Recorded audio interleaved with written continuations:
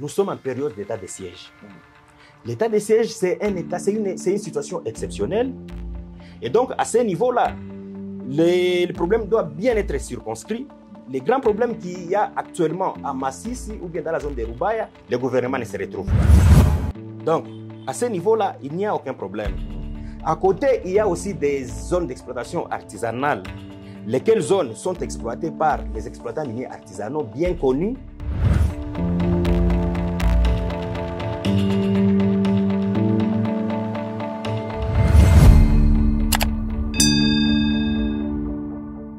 Mesdames, Messieurs, bonjour et merci de suivre Kivu Morning Post. Aujourd'hui, dans l'émission Libre Opinion, nous allons nous intéresser à cette fermeture de l'exploitation minière à Roubaïa. Le ministre a pris la décision, le gouverneur y est revenu. C'est quoi la situation aujourd'hui après la fermeture de l'exploitation minière dans cette zone où une partie est occupée par les groupes armés, les bruits des bottes qui n'ont pas dit leur dernier mot? Nous allons recevoir aujourd'hui la société civile thématique mine pour en parler et nous serons avec Alexis Mouhima qui sera avec nous dans cette émission Libre Opinion. Alexis Mouhima, bonjour et bienvenue. Bonjour Blaise et merci de nous avoir approchés. Merci beaucoup. La thématique tire en tout cas son fondement par rapport à ces décisions prises par la ministre et après par le gouverneur, la suspension de l'exploitation minière à Roubaïa. Vous savez, c'est une zone, une partie occupée par les groupes armés et une autre contrôlée par les forces régulières. La situation aujourd'hui après la décision, comment vous présentez la situation dans cette partie de la province du Nord? La situation de Roubaïa a connu un tournant depuis le mois de février. Parce que vers le mois de février, il y a la rébellion, le M23, qui s'est approché de cette zone. Le M23 avait pris Mouchaki. Mouchaki, c'est la principale voie d'évacuation des minéraux de la zone de Roubaïa vers Goma. Est-ce qu'on peut parler à ce niveau de la situation aujourd'hui vécue à Roubaïa après la décision? Oui, nous sommes en train d'y arriver. Après le mois de février, après que cette rébellion s'est arrêtée à Mouchaki, le 15 mars, Madame la ministre nationale des Mines a pris un arrêté qui suspendait les activités minières dans le périmètre PE 4731. Mais qu'est-ce qui se constate déjà sur terrain après la décision? Voilà la question. Voilà, merci beaucoup. Après la prise de décision par Madame la ministre portant suspension des activités dans ces périmètres, on a maintenant constaté l'afflux des hommes en armes dans cette concession pourtant suspendue. Et avec cet afflux des hommes en armes, qu'est-ce qui se passe là-bas? Il y a l'extraction des minéraux, il y a aussi le développement autour donc d'une commercialisation criminelle des minéraux provenant de cette zone. Alors que, je l'ai dit tantôt, c'est une zone qui a beaucoup d'opérateurs. Il y a la zone, le PE 4731, qui se trouve à côté d'autres périmètres, mais aussi à côté des zones d'exploitation artisanale que nous appelons ZA. Donc, actuellement, au moment où nous vous parlons, il y avait une forte activité des hommes en armes qui exploitent les PE 4731. La décision du gouverneur, lu par son porte-parole, vient quelques heures après la publication d'un rapport que vous avez fait. Est-ce que vous pensez que cette décision prise par le gouverneur vient résoudre le problème évoqué dans votre rapport? En fait, nous, société civile, nous saluons d'abord cette décision du gouverneur. Bien que pour nous, c'est un réveil tardif. Nous le saluons quand même. Mais pour nous, l'inquiétude demeure. Parce qu'il s'agit des réseaux criminels, des systèmes, d'un empire criminel qui est installé là-bas. Donc, au-delà de la simple décision, d'un simple communiqué, nous voudrions que Son Excellence, le gouverneur des provinces, s'implique personnellement dans l'anéantissement de ces réseaux. Parce que vous savez que ce sont des hommes en armes qui ont fait alliance avec certaines coopératives ou bien certains exploitants miniers artisanaux qui interviennent, qui sont issus des coopératives locales bien connues et bien identifiées. Et ensemble, ils ont créé un réseau. À côté de ces exploitants miniers artisanaux, il y a aussi certains négociants véreux donc, qui s'adonnent maintenant à l'évacuation et à la commercialisation de ces minéraux. Bien sûr, quand nous parlons de l'évacuation, allez-y comprendre aussi les acteurs qui interviennent dans la chaîne de transport. Donc, ensemble, c'est un système, un empire qui est en train de se former autour de l'exploitation de ces sites.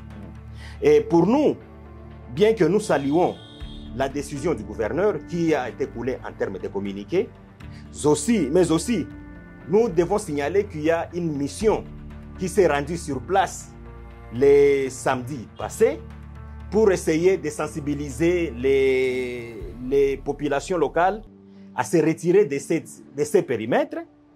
Mais nous disons que cela ne suffit pas.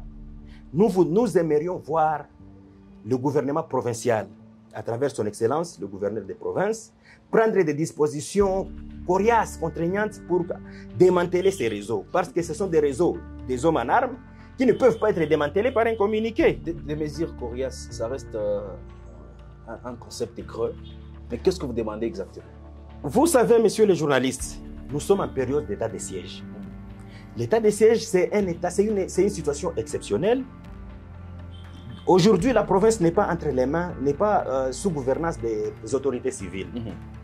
Ce sont des autorités militaires qui viennent dans un contexte particulier et qui disposent des pouvoirs particuliers. Et donc, vous voyez notre gouverneur de province qui est en même temps le commandant en chef des opérations militaires dans notre province. Et nous avons dit que ceux-là qui agissent là-bas, ce sont les militaires, ce sont les hommes en armes. Et la zone de Roubaïa, c'est une zone qui est sous contrôle du gouvernement central, représentée ici par son Excellence, Monsieur le gouverneur militaire. Et donc, pour nous, société civile, nous aimerions, ou bien nous suggérions au gouverneur de prendre des dispositions coriaces, c'est-à-dire mener des opérations pour démanteler ces réseaux. Ce sont des réseaux qui doivent être démantelés de force, pas par des communiqués ou bien par des expressions de bonne volonté, non. La société civile, vous avez demandé que la zone soit déclarée sinistrée et que la population ne puisse pas payer des taxes. Aujourd'hui, nous savons qu'une partie du territoire n'est pas contrôlée par les forces armées de la RDC. Je parlais du poste frontalier de Bunagana aujourd'hui. Aujourd'hui également, il y a fermeture de l'exploitation minière. Quand même des facteurs qui aidaient la province à survivre. Après tous ces événements, vous pensez que nous allons vers où exactement?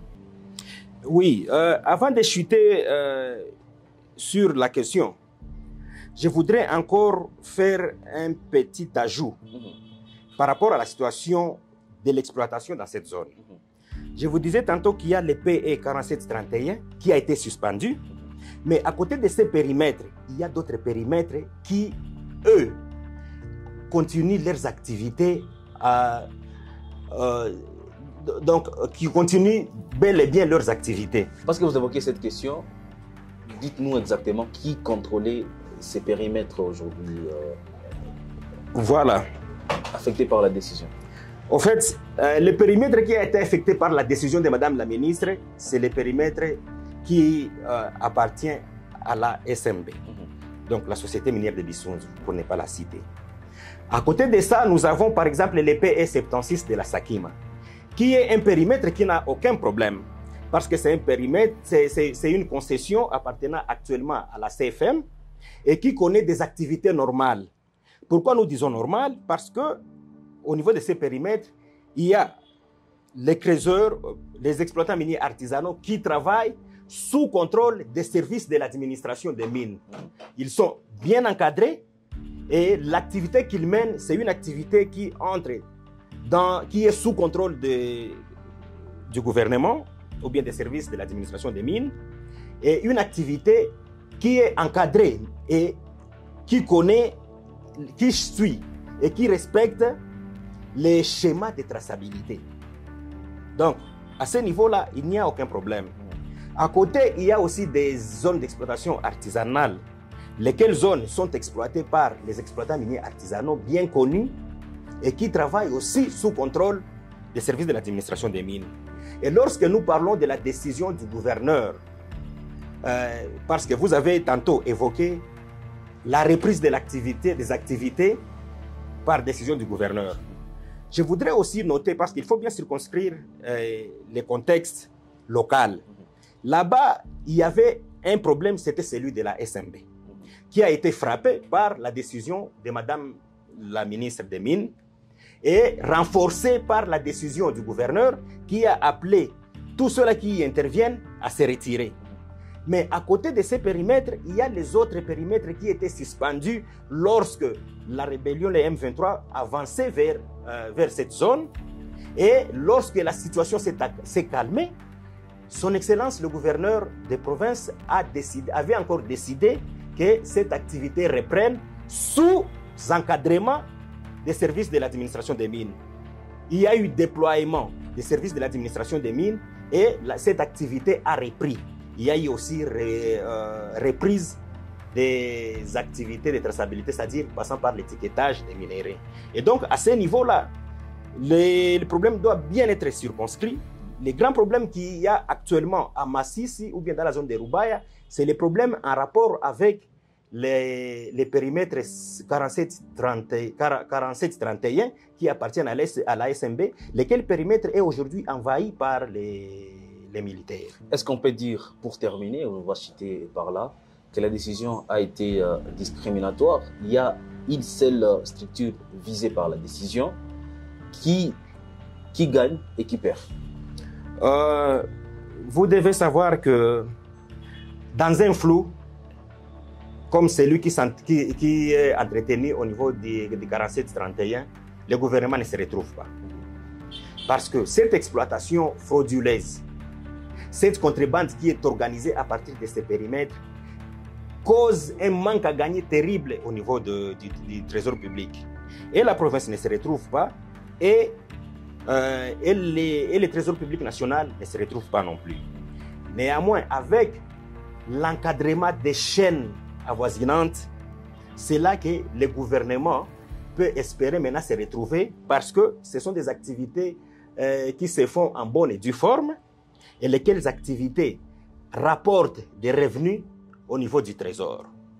Et donc, avec la décision du gouverneur, ou bien les deux décisions du gouverneur, nous les saluons.